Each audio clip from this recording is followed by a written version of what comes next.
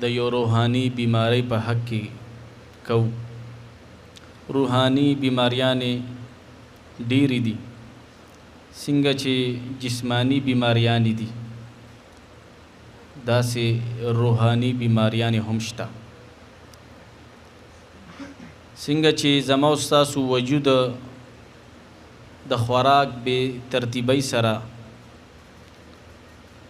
خراب شي، زما او ستاسو په صحت باندې اثر لړ کېږي. بیمار شو، ناجوړه شو، ډاکټر له لاړ شو. دغه رنګې د ګناهونو په وجه باندې زما او ستاسو په روحانیاتو باندې هم اثر لړ کېږي. روحاني بیماریانې کمی کمی دي. دروغ ویل دا یو روحاني بیماری ده. غیبت کول دا یو روحاني بیماری ده. بل تسپک قتل دا هم روحاني بیماری ده. کنزل کول، هر ټیم په زبان باندې کنزل پراته، دا هم روحاني بیماری ده. معاملات ستا ټیک نه دي، معاملاتو کې لین دین کې دی منافقت پروت دی، تو روحانی بیماری. تنہائی دی خراب ده، روحانی بیماری. مجلس دی خراب دی، روحانی بیماری. پسترګو کې دی حیا نشتا، روحانی بیماری. حرام او د حلال تمیز نه کې تو روحانی بیماری. پړه کې دی بغض پروت دی، حسد پروت دی، روحانی بیماری. نو داسې انسان د نفس اماره په جال کې راګیر وي، او په دغه دور کې د دغه بیمارو اړو څوک فکر نه کوي چې یاره دا بیماریانې هم موږ د ځان نه وباسو. خلق په فخر باندې ګناه کوي، خلق په فخر باندې حسد کوي، خلق په فخر باندې یو بل ښکته کوي، خپل ځان اوچتوي، او بیا پې وروستو برید تاوي چې ما داسې عمل وکړو. داسې حالات راغلي دي چې هر چا سره انسان د ناستې هغه ړه نه غواړي، شان پاتې نه شو. هغه نیکان پاکان د خاورو لاندې لاړه ټول. امام حسن مصری سے مبارک رحمت الله تعالی علیہ چې دا د سیدنا علی شیر خدا رضی الله تعالی عنہ مبارک مرید دی، خلیفہ دی، او زموږ د سلسلې یو عظیم پیشوا دی. د مبارک نه چا تپوس وکړو چې مسلمان او مسلمانۍ کې څه فرق دی؟ نو مبارک ورته فرمایل چې مسلمان د ځمکې لاندې لاړو، مسلمانی صرف کتابونو کې پاتې شوه. دغه مبارک د خپل دور خبرې کړي دي چې دی په 21 هجری کې پیدا شوی دی او 111 هجری کې غالبا چې بیا پرده شوی دی. نو هغه دور کې هغه مبارک د خپل دور مطابق خبره کړې ده. اوس خو الله دې معافي وکړي.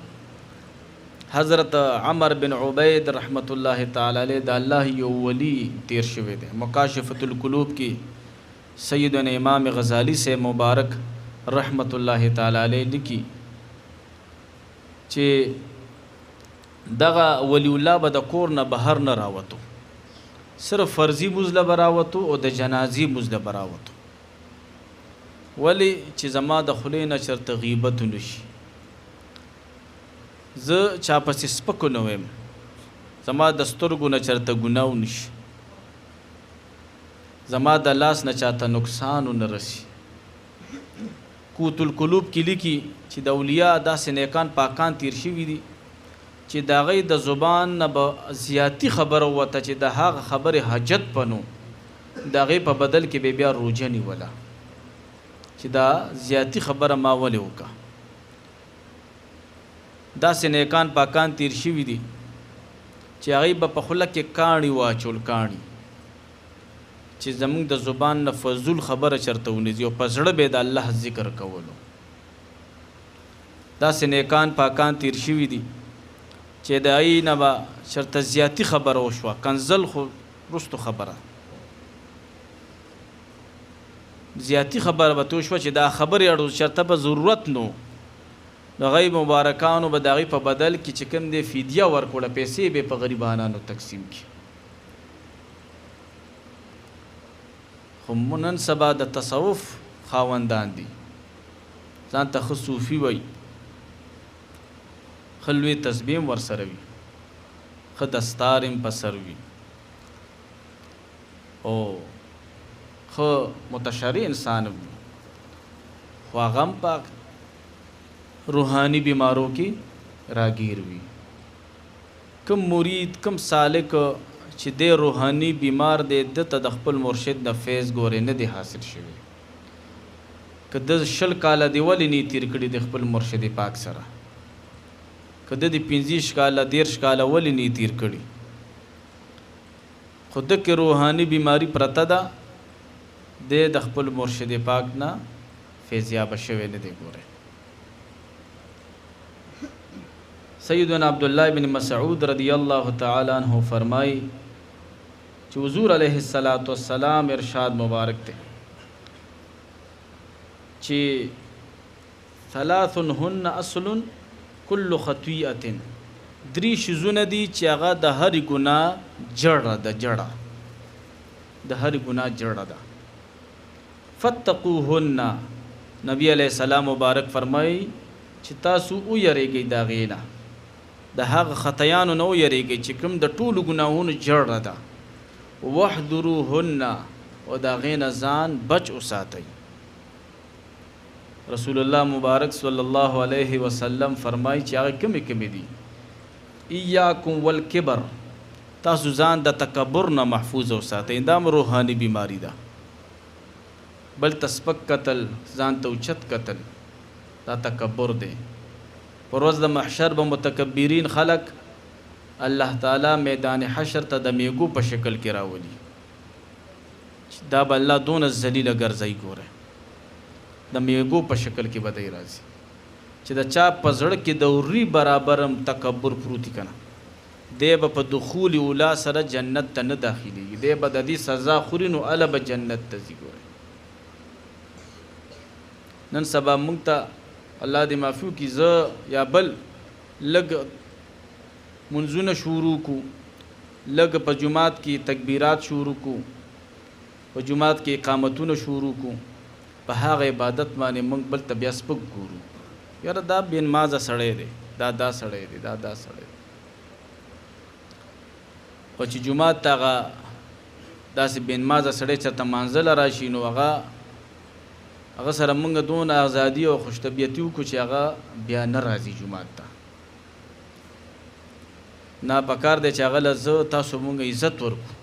چې د هغه جومات ته د راتلو بیا زړه راوچت شي چې یاره جومات کې خو ما ته ډېر عزت میلو شو، دا خو د الله کور دی، ما ته پکې سکون میلو شو. نو رسول الله مبارک صلی الله علیه وسلم فرمایي چې فإن ابلیس حمله الکبر، ځکه چې ابلیس شیطان چې کوم دی تکبر آماده کړی علی الله یسجد لآدم، چې ته سجده مه کوه آدم علیه السلام ته. شیطان لعین ابلیس تکبر په وجه چې کوم دی آماده نشو حضرت آدم علیه السلام مبارک ته د تعظیم د سجدې دپاره، چې ته خو د اور نه پیدا، اور په بره زور کوي، او د آدم علیه السلام خو د خټې نه جوړ شوی دی، او خټه خو په ښکته ځي. خلقتنی من نار و خلقته من طین، رب ته ویلې چې زه دې د اور نه پیدا کړی، او دی د خټې نه پیدا کړی، اور خو چت دی. انانیت تصوف کې ګوره انانیت نشته. ښه که ته ډېر لوی شیخ یې، که ته ډېر لوی پیر یې، که ته ډېر لوی عالم یې، خو په سبزي چې کوم په دې خرګاړي کې خرڅوي هغې ته هم سپک نه ګورې. ګوره دا چنګړیان چې په لار تېرېږي دی ته هم سپک نه ګورې. بابا فرید شکرګنج سے مبارک رحمت الله علیه به فرمایل چې د تصوف لومبۍ پوړۍ عاجزي ده، عاجزي. رسول الله مبارک صلی الله علیه وسلم فرمای من تواضع لله رفعه الله، چا چې د الله د رضا د پاره عاجزي اختیار کا، الله تعالی به هغه ډېر لوی شان ورکړي، پورته به یې کړي. د الله رضا دپاره عاجزي. نن سبا لباسي عاجزي مشته ګورئ، د بل ته د ښودنې عاجزي نه، هغه کې هېڅ خیر نشته. چې د زړه نه عاجزي وکړي هغه اصل چیز دی. ګوره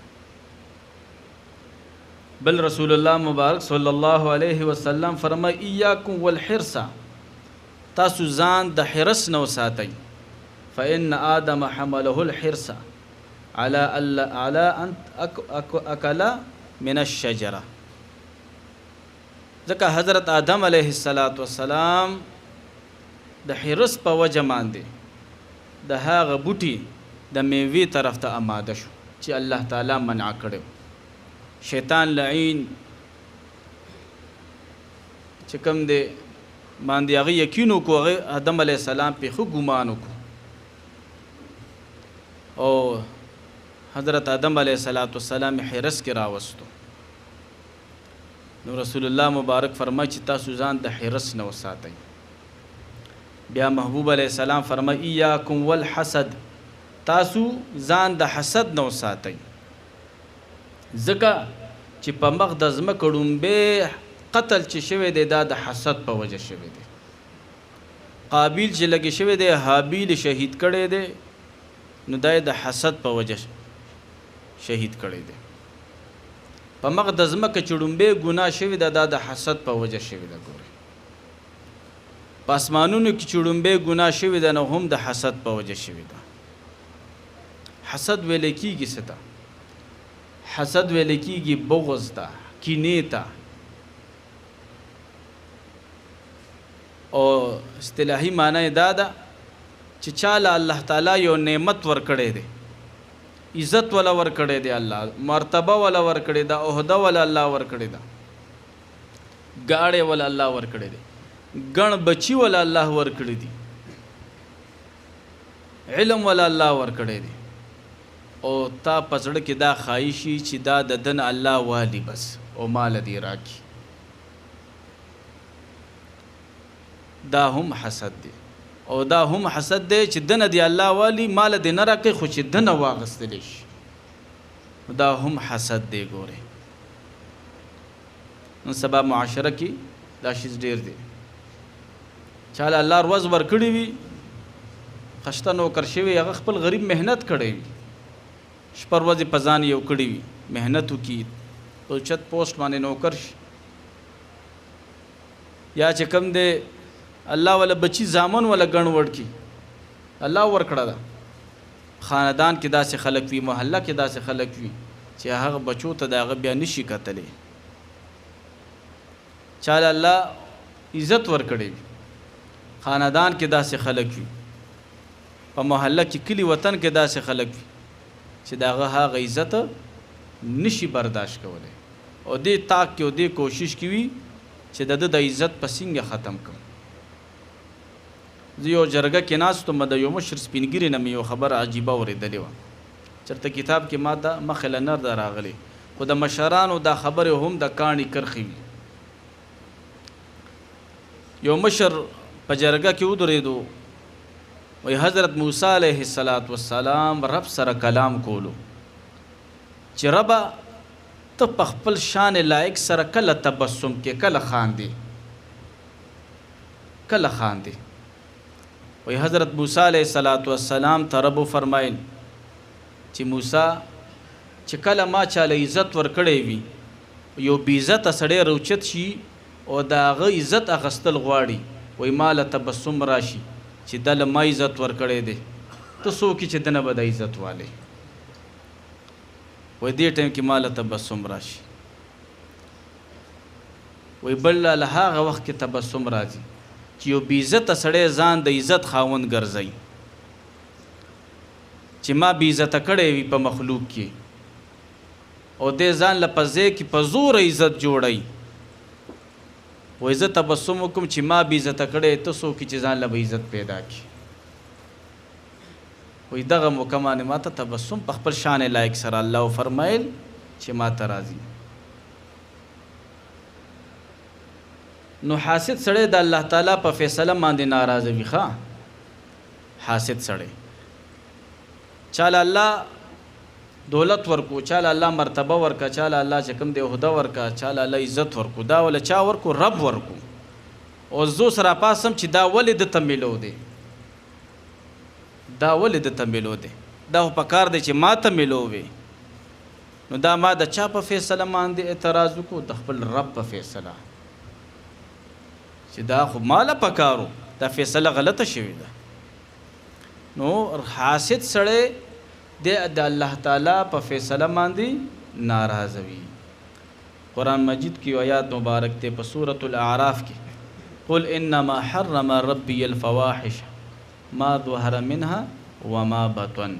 الله فرمایي چې تاسو د بے حیايي نه ځان وساتئ، کاغه ظاهري بے حیايي ده او که باطینی بے حیايي ده، د هر بے حیايي نه ځان وساتئ. امام قشیری سے مبارک رحمت الله تعالی علیہ فرمایي چې وما بطن، چې باطینی بے حیايي نه مراد حسد ده. حضرت اسمعی رحمت الله تعالی علیہ فرمایي چې زما یو بزرگ سره ملاقات شو، یو عربي باندچیو مشر سړیو، وای دغه 120 سال عمر، 120 سال. وای ما ورته فرمایل چې ستاله الله تعالی ډیر عمر درکړی دی، دې کې څه حکمت پروت دی چې 120 سال عمر ته تو رسیدي؟ نو هغه ورته فرمای ترکت الحسد فبقیت، ما حسد پرې خو دې نو ذکر راله الله تعالی ډیر ژوند راکو. تنه سبا چې زموږ د بلډ پریشر دی او د دغه دی د اکثریت د حسد په وجه باندې په موږ د بیماریانه راځي. ګوره حضرت اسمعی رحمت الله علیه فرمای چې هغه ما ته ویلي چې ما حسد پرې خو دې نو دغه په وجه باندې زه د ډیر عمر خاوند شوی ما. حضرت سیدنا امیر معاویه رضی الله تعالی عنہ فرمای چې زه هر څوک راضی کولې شم سوای د حاسد نه، زه هر څوک راضی کولې شم سوای د حاسد نه. حاسد سړی به مانه الله راضی کیږي چې کوم نعمت مال الله را کړی دی چې هغه مانه ختم شي دی به الله راضی کیږي. نو حاسد سړی ګور راضی کول دا ډیر ګران کار دی، دې سره چل ول کې ګوره. او حضرت عمر بن عبدالعزیز رحمت الله تعالی علیہ به فرمایل چې د حاسد سړی نه ما چرته چت داسې ظالم نه دی صحیح کړی چې دغه شکل د مظلومانو وي. ګوره د حاسد داسې سړی وي، داسې ظالم وي چې دی ګوره شکل د مظلومانو جوړوي. ښه حاسد سړی به اکثر شکل د مظلومانو وي. حضرت عمر بن عبدالعزیز رحمت الله تعالی علیہ فرمایي چې ما په ظالمانو کې داسې اوچت ظالم نه دی صحیح کړی چې هغه شکل د مظلومانو وي او هغه مظلوم شکل د حاسد وي، هغه مظلوم شکل د حاسد وي. حاسد سړی چې تعالی کله مخې له درځي نو ستا به چاپړوسي کوي، ستا به ډېر خیال ساتي، تا ته به ډېر مخکې رستو کېږي، خو ستا پیشي شابه ستا خپې وي، غیبت پدې کوي. او چې کله په تاسو مصیبت راشي، امتحان در باندې راشي،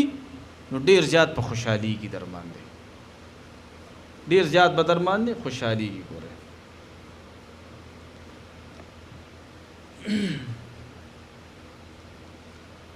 امام قشیری سے مبارک رحمت الله تعالی علیہ فرمایي چې چاته الله تعالی په غضب شي، چاته الله تعالی په غضب شي چې په د باندې داسې یو بیماری مسلطه کم چې په هغه بیماری په د باندې هیڅ رحم او کرم نه کوي، نو هغه په حسد باندې واړی وي. حسد سړی هر ټایم زړه خوري لګیا وي، چې کله هم ګوري بس دې زړه خوري لګیا وي. څنګه چې د یو غنه انسان کې لاړه شي او د غنې په وجه باندې انسان ته هر ټایم تکلیف وي، یا څوک انجکشن لګي یا د چا اپریشن وشي او دا اپریشن د زخمونو په وجه باندې هغه ته هر ټایم تکلیف نه ټوخی کولی شي، نه پاسېدی شي، هر ټایم ورته تکلیف وي. داسې حاسد سړي ته هر ټایم تکلیف وي. ګوره شیخ سعدی سے مبارک رحمت الله تعالی علیہ ته یو مرید رالو،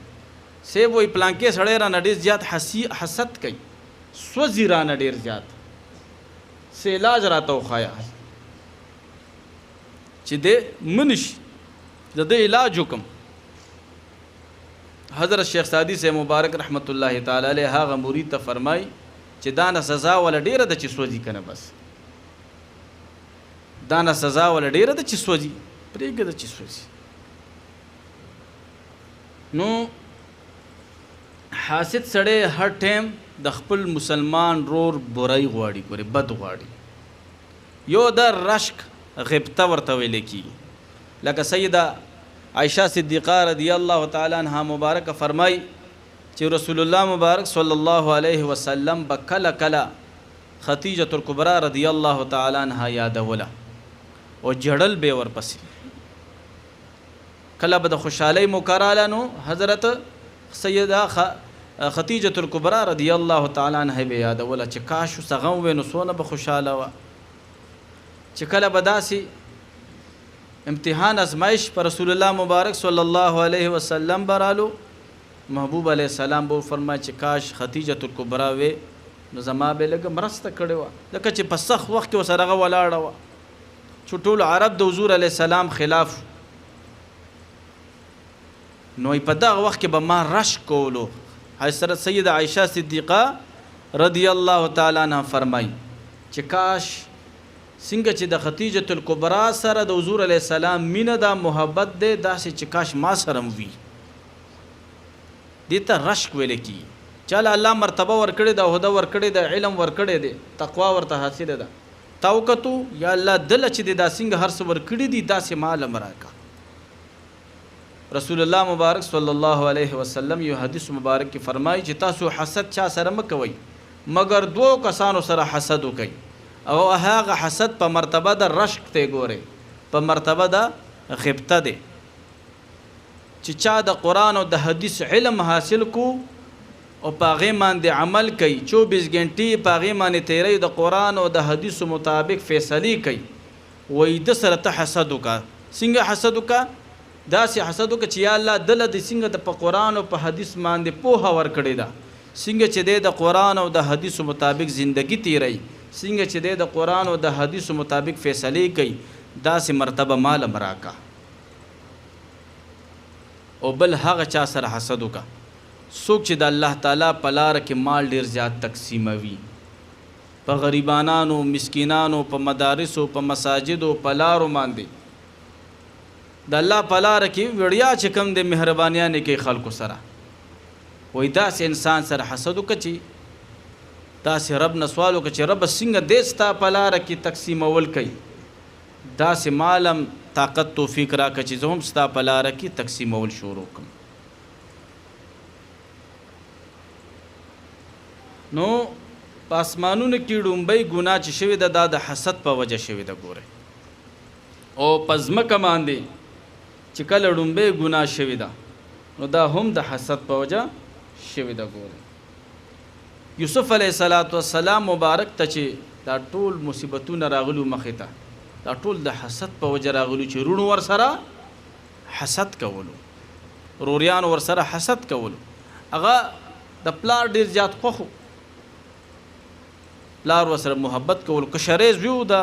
حضرت یعقوب علیه السلام مبارک. نو رونو چې دا برداشت کولی نشو، تقریبا چې 40 کاله پورې د حسد په وجه حضرت یعقوب علیه السلام د خپل بچی مبارک یوسف علیه السلام ونکتو. د حسد داسې عجیبه څیز دی ګورئ. یهود د ایمان د دولت نه په څه وجه محرومه شوي دي؟ دا ټول د حسد په وجه محرومه شوي دي. هغې ویلې دا پکار دی چې بني اسرائیلو کې پیغمبر راغلی وي، بنو اسماعیل کې ولې رالو؟ په قرآن کې ببارها آیتونه ام یحسدون الناس علی ما آتاهم الله من فضله، آیا دی حسد کوي په دې باندې چې چاته الله تعالی فضل ورکړي؟ نو دی که په دې قرآن باندې ایمان نو وروړی او په حضور علیه السلام باندې ایمان نو وروړی، نو یهود چې کوم دی دا ټول د حسد په وجه نو وروړی. یهودیان چې کوم دی د حسد په وجه د ایمان د دولت نه محرومه پاتې شو. شیطان د حسد په وجه دا کلونو کالو د عبادت د ثواب نه محروم پاتې شو، هر څه تس نه شو. حضرت نوح علیہ السلام مبارک په قوم په کفارو باندې چې طوفان راتلو نو درې چته دا کشتۍ حضرت نوح علیہ السلام جوړه کړې وه نو په کوم چت کې چې د سره خپل امتیان تشریف فرماو په ګټ کې یو بد شکل والا شخصیت ناستو یو امتی وتراله اے نوح علیہ السلام مبارکه دی ګټ کې یو سړی ناسته ډیر بد شکل دی تور شکل دی زین پیژنم تاسو ته حضرت نوح علیہ السلام مبارک ورته تشریف وړو سوکه وې ځان درته خیم خو ما ته به امن راکې صبراته وینا وې یې سوک وې زه شیطان ما شیطان خویب سویم درته نه خدا راته وای چې ته په کوم خبرو باندې د مخلوق د الله د مخلوق چې کوم دی گمراه کې د دې راته وایا بیا درته سم نه وي شیطان لعین ورته وای چې زه په دوه خبرو باندې د الله د مخلوق گمراه کوم یو د حرس په وجه باندې حرس تاسو ګورئ نن سبا حرس څونه زیات شوی دی رور ضرور خاطر نه کوي چې د پلار او د یو مور نه پیدا دي چې یو کور کې وړوکواله تیر شوی دی او داسې حرس پې راشي په یو رور باندې بل رور چې بیخي هغه ماضي تې نه هیر شي او د وینې رشته هغه هیره کړي داسې د مال په لالچ کې راشي او بل وی د حسد په وجه باندې د حسد په وجه باندې خلک گمراه کوما شیطان لعین ورته ویل حضرت بکر بن عبدالله رحمت الله تعالی علیہ فرمائی چې یو بادشاہ دغه په دربار کې یو نیک عمل انسانو دغه په زبان به یو خبره پرته وه چې د نیکانو پاکانو خلکو سره نیکی کوه او بد عمل خلکو د پاره خپل بد عمل به کافی شي د خپل بد عمل به اووی بس وای داغه دا تکیه کلامو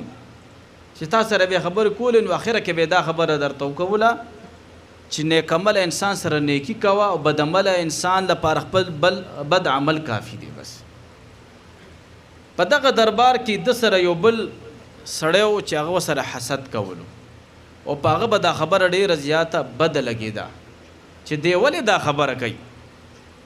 چې نیک عمل انسان سره نیکی کوه او بد عمل انسان سره بد عمل انسان د پاره د خپل بد عمل به کافی شي نو غو سره حسد کولو او د بادشاہ د نیک بنده سره ډیر زیات محبت کولو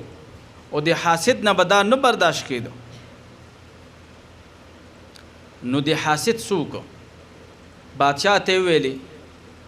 چې بادشاہ سلامت دا نیک بنده چې دی کنه دیتا نه ډیر زیات نفرت کوي بادشاہ وته ویلي وې دی وای چې ما ته د بادشاہ د خولې نه ډیره بدبوئی راځي خو زه څوکم زما وسره ډیوټي لګېدلې ده خو ډېر زیات تنګ ما بدبوئی تې ډېره زیاته راځي ماله وایي کني سبا له به وګورې دی به تا نه دا خپله خوله پټوي وایي باچا ته ویلې اوس د بل طرف ته څوک د حاسد په نیک بنده باندې داسې خوراک وکړو چې هغې کې ډېر زیاته اوږه وه اوږه چې انسان وخوري نو د هغې د انسان د خولې نه بدبوی ځي چې هغه اوږه وخوړه او دربار ته رالی د باچا د خولې نه د اوږې بدبوی تله نو باچا ته چې جوخ شو نو دا خوله یې پټه که په دې وجه چې زما د خولې نه باچا ته بدبوی ونه رسیږي هلته خو باچا ذهن بل شان تیار شوی چې دې تا نه نفرت کوي نو بس باچا چې دا حال وکتو چې دته نه دا مخ وا اړوړو او خلای بند کا او خبرې ورسره وکي نو باچا ویل چې خا دا خو رښتیا مانه نفرت کوي بس د باچا دا قانونو چې هغه به الله پن راغستو چې چا د پاره به د 500 اډر کولو زر پن حکم وکړو چې پن راوالی قلم راوالی او لیکلي وکړو چې دغه نیک بنده پانسی کوي او د سرمن کې بوس واچوي د بوس اوس خیتې جوړ کوي بس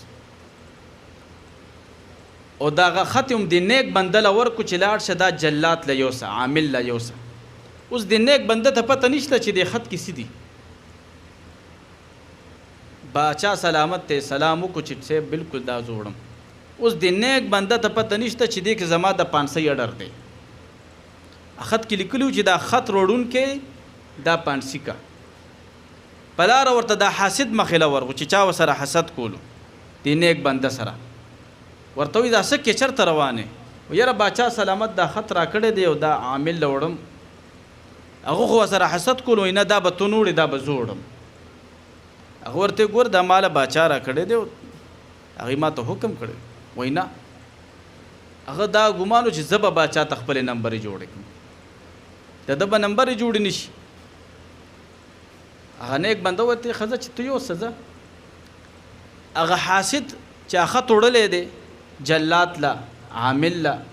چې کتلی دي خط کې لیکلی شو چې چا درله دا خط وروړو دا 500 کا او د په سرمن کې بوس واچوه خط چې جلات کتلی دی ورته را میدانی کېږه د حاسد ورته ولې سله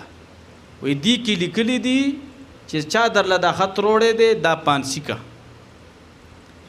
حاسد ورته وی چې دا خو ما نه وروړ دا خو ما پلانکي ناشتی دی هغه ورته وی زه نور خبره نه پیژنم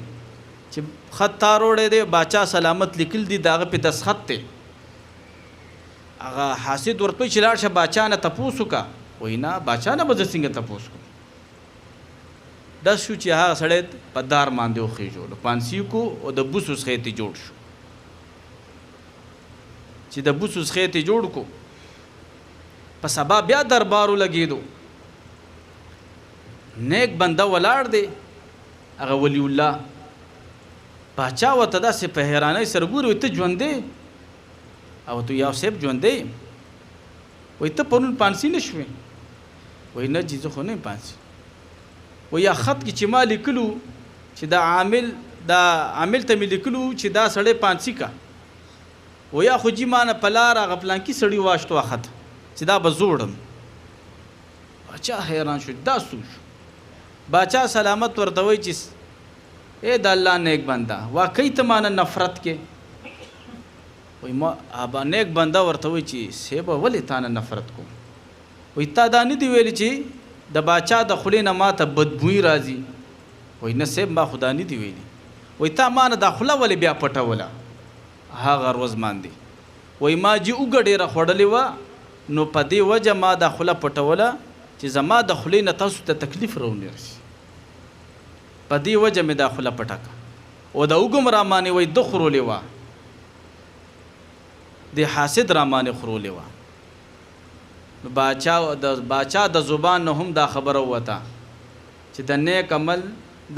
نیک عمل انسان سره نیکی کوه او بد عمل انسان د پاره خپل بد عمل کافی دی بس نو د هغه حاسد د پاره خپل حسد کافی شو الله ورله سزا ورکه ګوره ښه الله ورله سزا ورکه او حسد اکثریت چې کم دی دا ګوره دی دیندار خلکو کې هم حسد وی ګوره ښه یو مولا بل مولا سره حسد کوي یو پیر بل پیر سره حسد کوي یو قاری سے بل قاری سے سره حسد کوي ځکه چې رسول الله مبارک صلی الله علیه وسلم مبارک فرمایي ایاکم والحسد تاسو ځان د حسد نه وساتئ فإن الحسد یأکل الحسنات چې دا حسد داسې نیکی خوري کما تأکل النار الحطب څنګه چې اوچ لرګی اور سیزي داسې دا نیکی چې کم دی دا حسد ختمی سیزي دته رسول الله مبارک څه فرمایلی دي چې نیکیان ختمی یعنی مراد ته دا دی چې نیکان خلق بم په چې ظاهر نیکان وي دای بم حسد کوي خلکو سره په چې ظاهري لباس سیر نیکان وي اور رسول الله مبارک صلی الله علیه وسلم به فرمایل لا یجتمعان فی قلب عبد الایمان والحسد. یو مومن بنده په زړه کې دو شیزونه نه جمع کیږي، یا پکې ایمان وي یا پکې حسد وي، دواړه چې کوم د یو ځای نشي راتلی. او رسول الله مبارک صلی الله علیه وسلم فرمایل با ان الحسد، بشک دا حسد چې د یطفئ نور الحسنات، دا د نیکی نور ختمي. ګوره کوم انسان چې ډیر نیک عمل وي د زړه پاک وي کنه، د زړه د پاکوالی د نور ګوره په مخ باندې الله ښکارا کوي خلکو ته. چې کوم انسان پاک وي ډیر زیات، نو دا منعکس شي د زړه چې ډیر پاک شي، دا منعکس شي دا نور د مخ ته،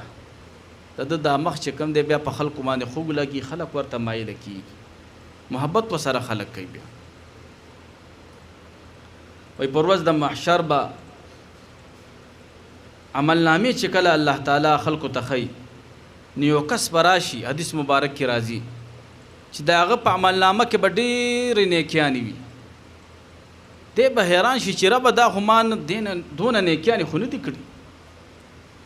نه مې دونه حجونه کړي دي، نه مې دونه عمرې کړي دي، نه مې دونه تهجد کړي دي، نه مې دونه نوافل کړي دي، ما خو به کله کله منځم قضا کو، ما نه دونه خیراتونه کړي دي. دا دونه نیک اعمال زما په دې عملنامه کې د کوم ځای نه راله؟ رب ورته فرمایي چې تا سره پلانکي سړي حسد کولو، دغه ټولو نیکۍ مې تاله درکړي دي، او ستا ټول ګناهونه مې هغه ته ورکړي دي. امام ابو حنیفه رحمه الله، الله دې جمله اولیاء سره درجه بلند کړي،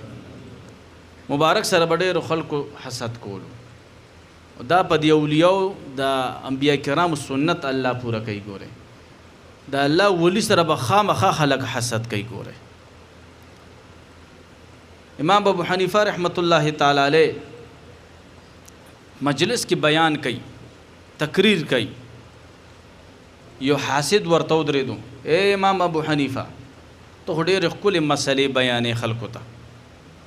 خو زه تا نه یو تپوس کوم چې زموږ په شریعت کې یو ښځه کونډه شي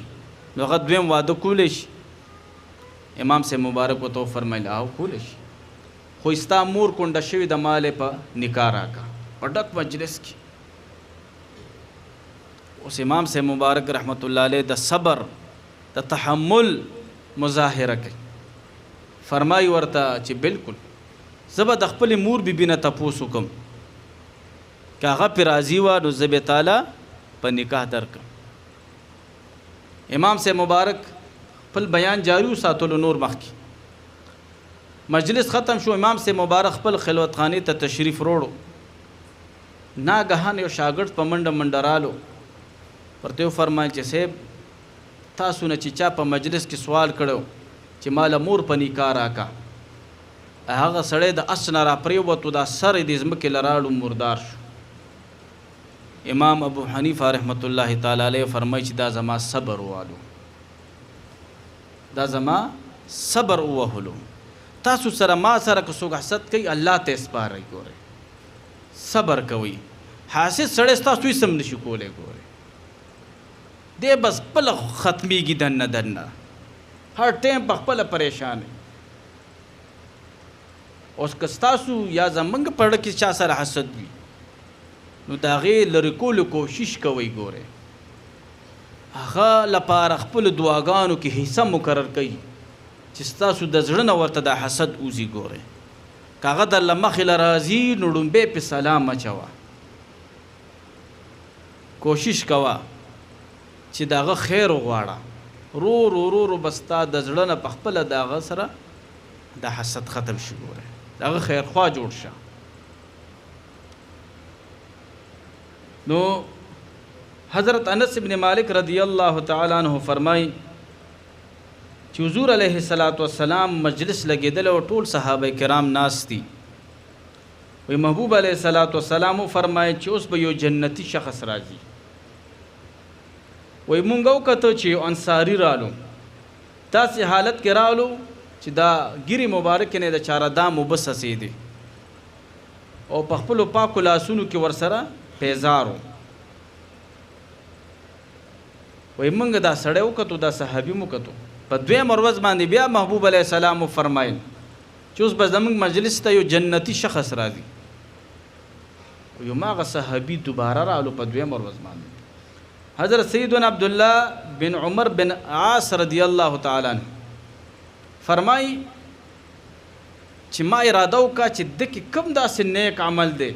چې حضور علیه الصلاۃ والسلام په دنیا کې د لپاره د جنت بشارت ورکړي. صحابه کرام خو په نیک اعمالو کې ډېر زیات حریص وو. حضرت عبدالله ابن عمر بن العاص رضی الله تعالی عنہ فرمای چې ما وسره ځان ملمه کو ورلاړم. وای ما ورته فرمای چې زه ستا ملمه کېدل غواړم. یا صحابي انصاری راته فرمای چې بالکل. حضرت عبدالله ابن عمر بن العاص رضی الله عنه فرمای چې د سر ما 3 ورځې تیرې کې خدا سي ظاهري چت عمل پکې ما صحیح نه کو. خپل موز به کولو، خپل معاملات په جاری ساتل او د الله سره ذکر به کولو. د شپې به چې را پاسېدم دی به خو سور کې ودو وای. وای 3 ورځې چې تیرې شوې نو ما ورنه تاسو کو چې ستا دا چې کم 3 ورځې کې ما د عمل کو ستام دا عمل دی. وای ما ورته چې اوس ما خو هغه صحابي ورته فرمایل چې اوس ما هم دا عمل دی. حضرت عبدالله بن عمر بن العاص رضی الله تعالی عنہ فرمای چې ما تو فرمای چې ما ویل چې زه به تا کې صدا سوچت عمل وګورم چې غینا باندې زم عمل کوم ځکه چې ستا په باره کې نبی علیہ السلام مبارک د جنت بشارت ورکړي دي. خو ما داسې عملونو کتو تا کې والله علم چې پس وجه د جنت بشارت درکړي. حضرت عبدالله بن عمر بن العاص رضی الله تعالی عنہ فرمای چې زه روان شوم مخکې بغنه مې رخصت واشتو. وای ما ته دغه انصاری صحابي आवाज وکړو چې عبد الله ابن عمر دا کوم عمل تا زما کو ته یو خو می دا عمل دی خو ور سره زما په زړه کې چا سره حسد نشته. زما په زړه کې چا سره حسد نشته. هر چا سره می زړه صفا دی. حضرت عبدالله بن عمر رضی الله تعالی عنہ ورته فرمای چې دغه پاکی په وجه چې کوم دی رسول الله مبارک تعالی د جنت بشارت درکړي. امام غزالی سے مبارک په احیاء العلوم کې لیکي چې حضرت موسی علیہ الصلوۃ والسلام مبارک د عرش عظیم د سایه لاندې یو ځوان وکتو چې د عرش سورې دی پی هر جو کچھ مولا دا سوکته د کوم داسې نیک عمل کړی دی چې د خپل د عرش د سوري لاندې د ورلځې ور کړی دی.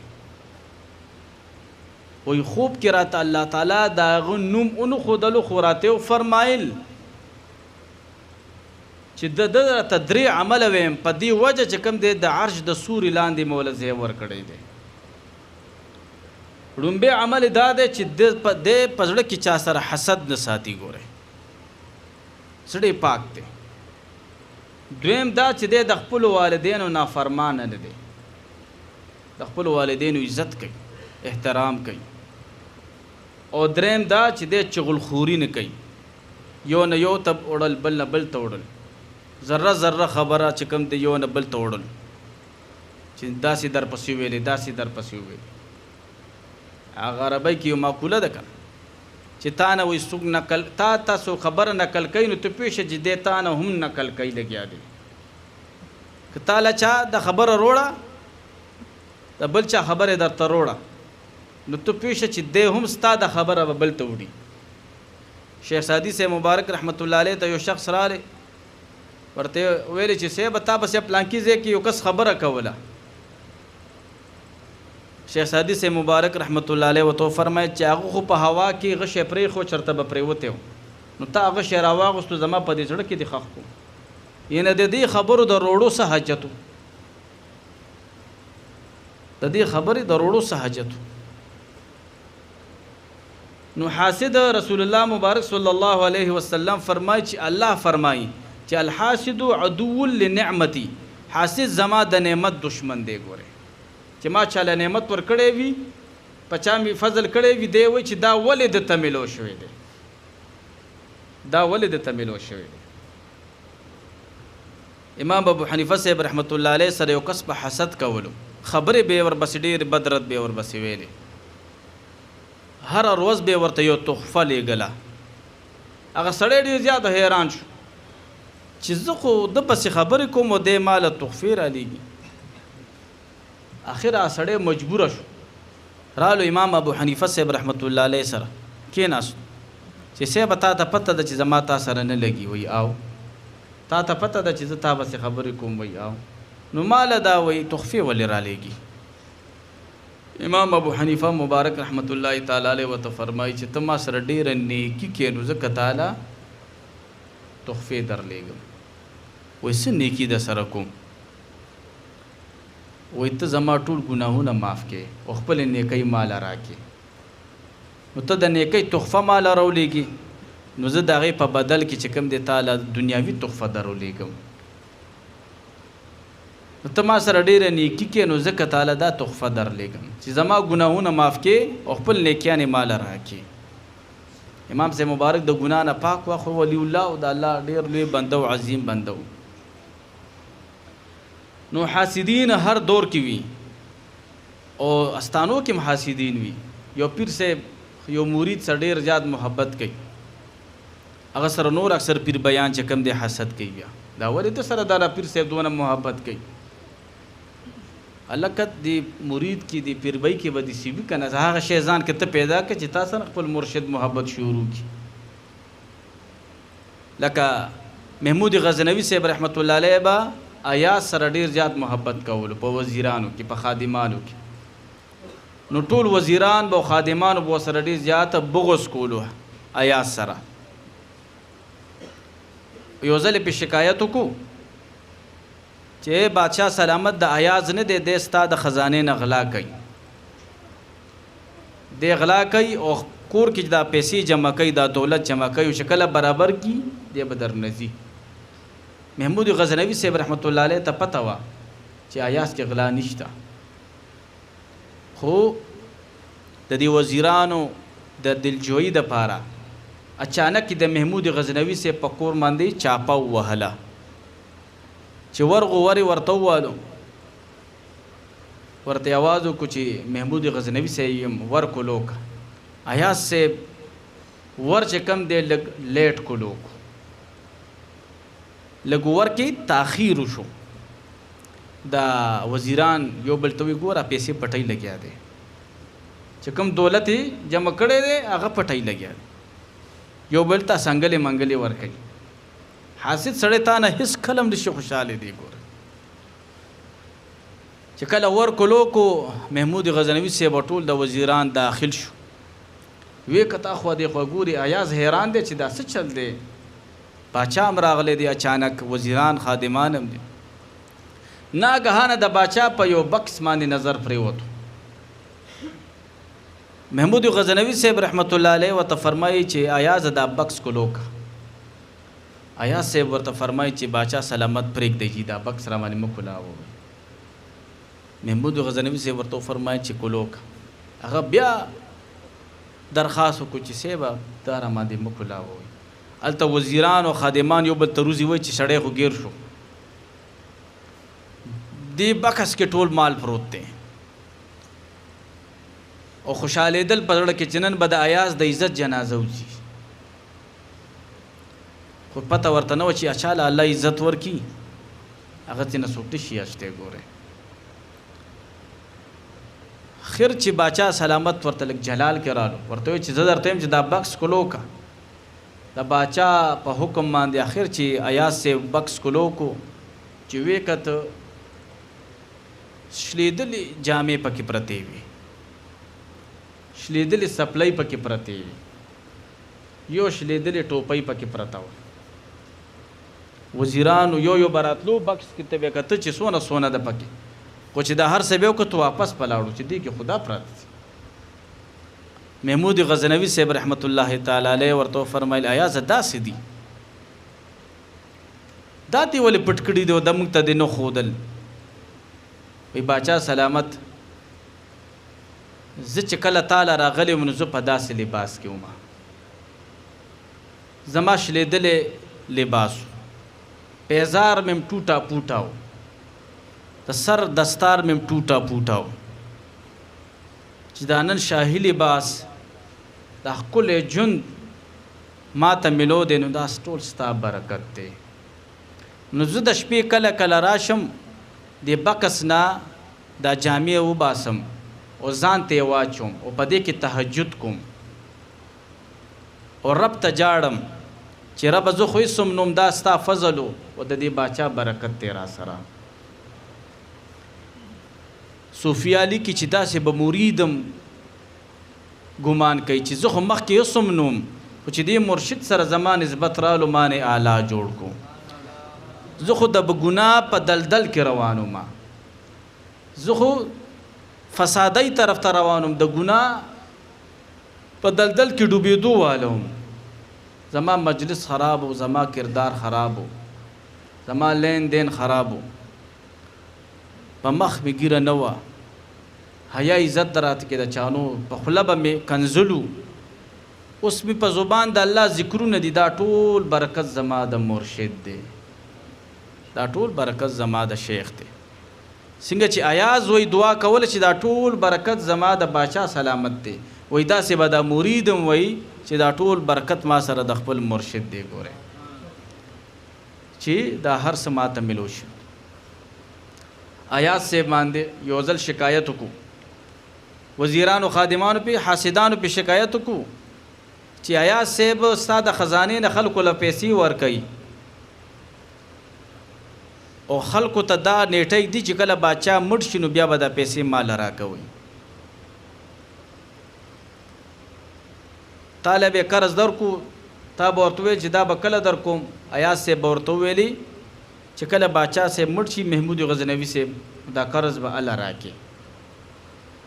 وزیران خادمانو دا خبره باچا له وروړه چې باچا خبرې داسې کار کړی دی خلکو له پیسې ورکوي او نیټه ورسره سیږدي ستا د مرګ نیټه یې دي باچا سلامت محمود غزنوي صاحب رحمت الله علیه دا ګوره د وخت غوث هم تیر شوی دی محمود غزنوي صاحب د ابوالحسن خرقاني صاحب رحمت الله علیه مریدو او دې پس د وفات چا په خوب کې ولیدو چې ته رب په څه بخلی یې وای ما د خپل مرشد پاک په دربار کې خدمت کړی دی د هغې دوړې چې په ما را پرېوتې وي په هغې زه رب بخلی یم محمود غزنوي صاحب رحمت الله علیه به ورته فرمایي وایي چې د ده د مرشد چې کله دربار جوړېدو وایي هغه دوړې په ما را پرېوتې په هغې خو دې بخلی یم محمود غزنوي صاحب رحمت الله علیه ایاز راوغوستو ورته یې وفرمایل چې صاحب دا څه اورم ته خلکو له پیسې ورکې او نیټه ول زما د مرګ ورکې وایي او وایي دا ولې وایي باچا سلامت دا په دې وجه ورکومه چې دا ټول خلک ستاسو د ژوند دعاګانې ډېرې وکړي چې باچا له دې الله ډېر ژوند ورکړي چې دا قرض موږ نه ایاز وانخلي ګوره داسې محبت یو ایاز صاحب د خپل باچا سره ګوره د مینه د عشق انسان ته په خپله هر څه بیا ښیي ګوره یو ورځ وایي دربار ته مالټې روړې چا تحفه کې باچا له چا مالټې روړې هغه مالټې ډېرې زیاتې تروې وي ډېرې زیاتې تروې وي هر خادم او هر وزیر ته بچه رسیده نو خوله به یې تریو کا چې دا لاسې دي خو ایاز صاحب چې کوم دی چې کومه مالټه ورته رسېدله ډېر په شوق خوري لګیا دی ډېر په شوق خوري یو وزیر بل وزیر ته وایي ګوره که نه سړي ته خو خوږه مالټه رسېدلې ده یو ته وایي بس آخر کې یو برداشت نه شو باچا ته وایي چې صاحب ټولو ته ترخې مالټې رسېدلې ایاز ته خوږه مالټه رسېدلې ده محمود غزنوي صاحب ورته وفرمیل ایاز دا مالټه لږ مال هم راکړه زما دا مالټه هم تروه ده ډېره خو چې کله هغه مالټه محمود غزنوي صاحب رحمت الله علیه کله په خپله ژبه مبارکه باندې کېښوده هغه د ټولو مالټو نه زیادت روه وه د ټولو مالټو نه زیادت روه وه محمود غزنوي صاحب ورته فرمایي چې ایاز دا مالټه خو د ټولو مالټو نه تروه ده تی داسې خوري لکه د خوږو د مالټو په شان ایاز صاحب ورته ډېر د مینې او د محبت جواب ورکوي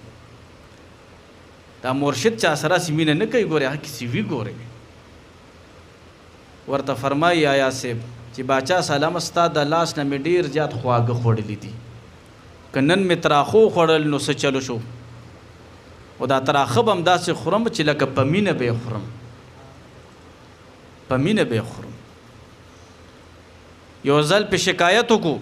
بادشاه وزیرانو چې باچا سلامت ته ایاز سره ډېره زیاته مینه کې او موږ سره مینه نه کې دا ولې وایي زه یو ځل به در باندې امتحان کوم محمود غزنوي صاحب رحمت الله علیه ورته فرمایي یو ځل به در باندې امتحان کوم حاسدانو بس ایاز صاحب سره حسد یې کول نو باچا سلامت یو ځل په دربار کې دا قیمتي کاڼي دا ملغلرې داسې دربار کې وشیندلې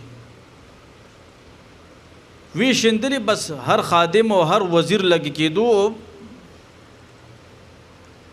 جولۍ یې ترې ډکوله چا ته جیبونه ډکولو چا جولۍ ډکولو چا څه ډکولو ایاز صاحب ولاړ دی محمود غزنوي صاحب رحمت الله علیه ورته فرمایي چې ایاز ځان له ملغلرې اوچتې کا موقع ده شابه تکړه شه ایاز صاحب رحمت الله تعالی علیه زر محمود غزنوي صاحب تقریب شو په سر وته لاس کې خود وې زما ملغلر نه دی پکار زما ملغلر والا پکار دی زما ملغلر والا پکار دی نو بیا محمود غزنوي صاحب رحمت الله علیه فرمایي چې کته ایاز صاحب سره که زه محبت کوم نو دی ما سره محبت کوي زه د سره محبت کوم محمود غزنوي صاحب کې ډېر ادب پروت و ډېر مؤدب د ایاز صاحب زیو محمد حسن د ادب خبره درته وکم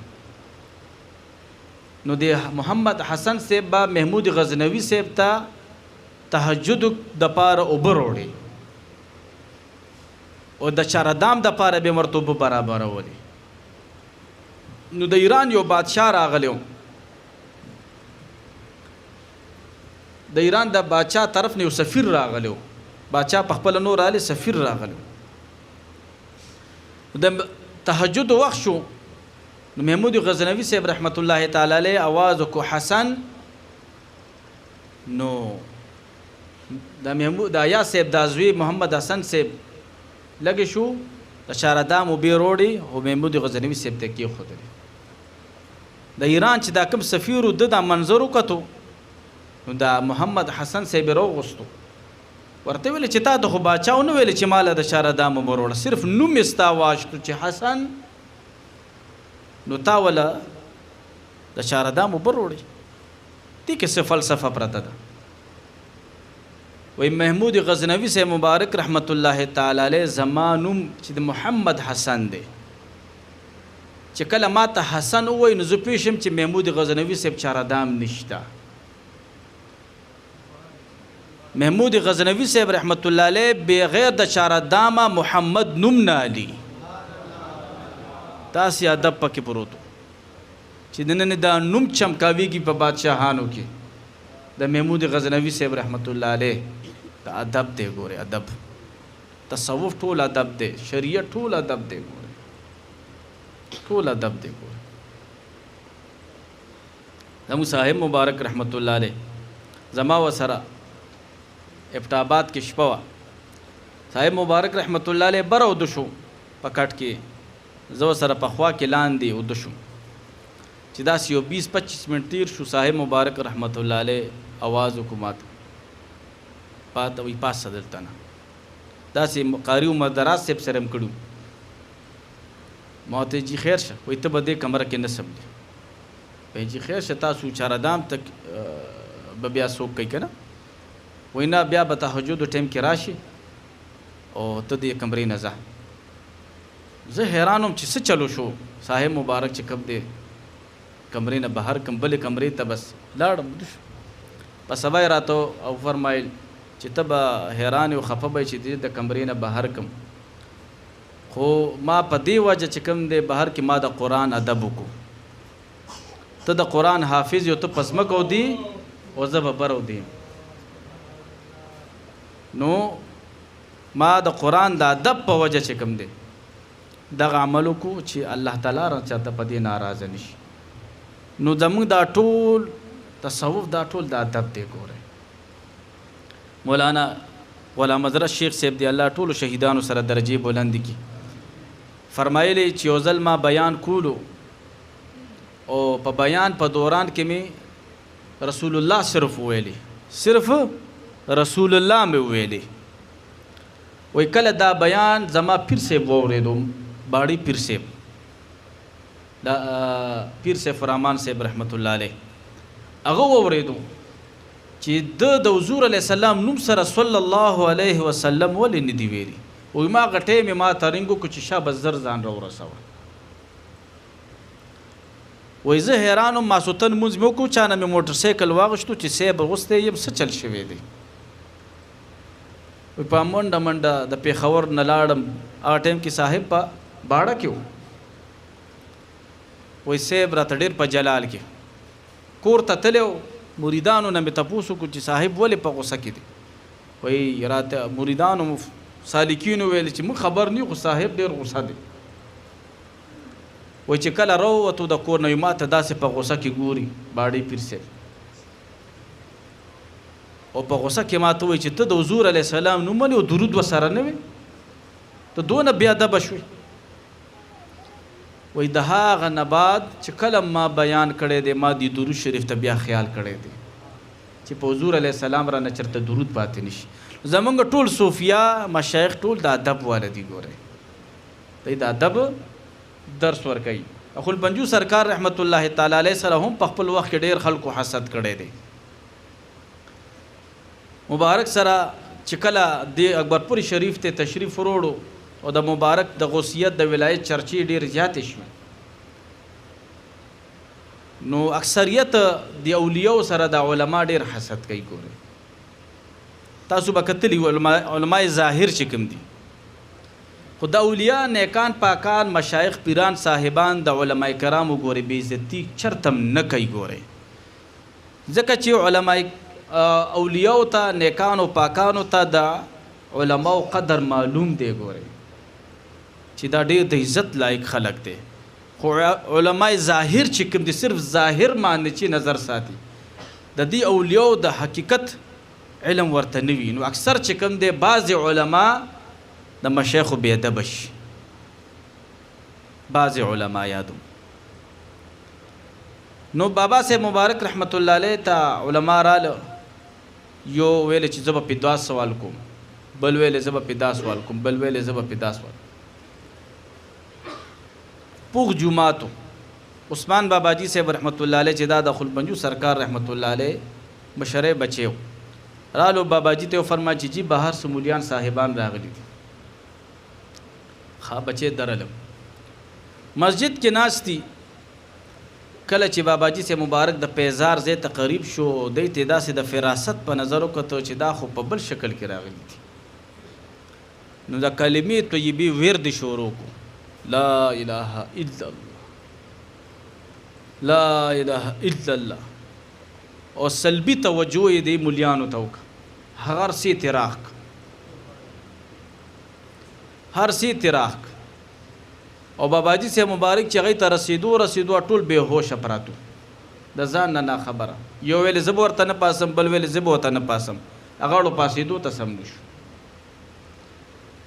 ماسپښین مانځه پورې همداسې بې حاله پراته دي. مې علي خان بابا رحمت الله علیه فرمایي چې زه خلپنجو بابا ته قریب شوم چې صاحب دا خو مولیان دي د جوماتونو امامان دي اوس د ماسپښین مونځ دی خلک به مونځ له راځي او چې دا مولیان داسې په خوب وګوري نو خلک به ورپورې وخاندي. نو دی داسې توجه وکړه چې دا دوباره راپاسي. وی مبارک خلپنجو بابا رحمت الله تعالی علیه بیا د کلمې ورد شروع او هغې ته داسې نظر واړولو او ما هغه مولیان زر زر راپاسېده. د خلپنجو سرکار رحمت الله تعالی علیه چې کوم دی په لاسونو باندې توبه وباسله او د خلپنجو بابا رحمت الله تعالی علیه عقیدتمند جوړ شو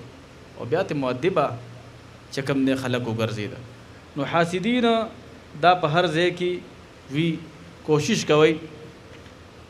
چې حاسد سړی شبهاتو کې ساتي چې تاسو ته پته ولګي دا چې دې ما سره حسد کوي ډیر د ځان نه ډیر مخ خبره وي بس د خپل معمولاتو نه د خپل نیکو اعمالو نه د خپل روټین ډیلی لایف نه ډیر مخ خبره وي مشتبه ساتي پیری د چسوځي لګي او که تاسو پړ کې یا زما پړ کې چا سره بغض حسد وي نو کوشش کوئ چې هغه وباسئ کوشش کوئ د هغه لپاره دعاګانې غواړئ نو دې سره به ستاسو د حسد دړ نه ورته وځي کله چې هغه درته مخې له راځي ړومبې سلام کې پهل کوه او د دې دپاره ښکلې وظیفه دا ده چې انسان کې حسد پروتي یا نور پکې بد اعمال پراتی یو انسان دی وایي چې زه د بد عمل د ځان نه وباسم ما کې دا عیب دی چې زه د ځان نه وباسم نو سلام علیکم بما صبرتم فنعم عقب الدار د دې وظیفه دی کوي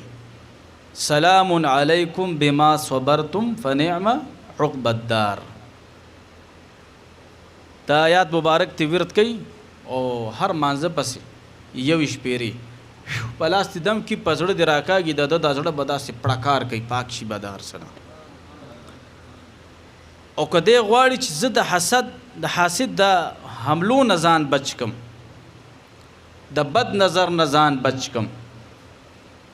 او د سحر نه ځان بچ کم نو د هغې دپاره خپلې بله وظیفه ده چې هغه لږه لویه ده خو یاد یې کوي وارادوا به کیدا فجعلناهم الاخسرین لا اله الا الله دارت فاستدارت نارت فاستنارت حول العرش محمد رسول الله صلى الله عليه وسلم انت شافي انت كافي في مهمات الامور انت حسبي انت ربي انت لي نعم الوکیل دا سحر لس پیری مانځنه پسې وایه او ماښام لس پیری د مانځنه پس وایه چې حاسد سړی چې تا سره انتهایی حسد کوي الله به درته خامخا مختورن کوي دا درته زه دعوې سره ویم ګوره چې الله تعالی به درته خامخا مختورن کوي چې د دې وظیفې ورد کوي الله دې مونږ ټول د حاسدینو نه محفوظ وساتي او زمونږ په زړه کې دې الله چاته حسد نه راولي ځکه چې مونږ تصوف والا خلک یو دا ذکر چې کوو دې سره د اړه صفا کیږي دا رګمال دی په مثل مو تاسو چې دا کلمې طیبې ذکر کوو الله وایو درود شریف وایو استغفار وایو چې دې سره زما او ستاسو د اړه صفا نه شو ولې دا موږ لپاره چې کوم د ډېر د بدنصیبۍ خبره ده ګورئ نه موږ ته د دې ذکر فیض ملو شوی دی او نه د خپل شیخ نه فیضیابه شوي یو ګورئ نو کوشش کوئ که ستاسو پړه کې چا سره بغض وي حسد وي معاف کوئ یې وړې وړې خبرې ځان ته مو دروئ معاف کوئ دا ځان سره تاسو په خپله ښه کوئ ګورئ ښه یو کاغذ دی ما ځان سره د لاس کې ونیولو هغه په ړومبي مراحلو کې د هغې وزن نه وي خو چې دا کاغذ ما ډېر ټایم ځان سره ونیولو داسې ټایم به راشي چې دا کاغذ به په ما باندې بوج شي دا لاس په دې زما ستړی کي دا کاغذ دا موټی به زما دې ستړی کي نو داسې چې تاسو زه یو قصر حسد کوو او هغه تاسو ته ما ته بیا مخې ته راځي چې کله هم پر ورځ کې تاسو ته یا ما ته مخې له راځي نو اټومیټیکلی مو تاسو به پریشانه کیږو او چې نه تاسو زی معاف کو چې ماړه رب تم پرېښی دی بس کوي به نو دا ما او تاسو خپل ځان سره خو که چې بیا څومره ځل مخې له راځي اسپم نه بس تاسو نه به زما په ذهن بیا څه بوج راځي دا په حقیقت کې موږ ځان سره ښه کوو او په تصوف کې کوشش کوئ چې حسد نه ځان ساتئ ګورئ هر چاله زړه فراخه ساتئ واخر دعوانا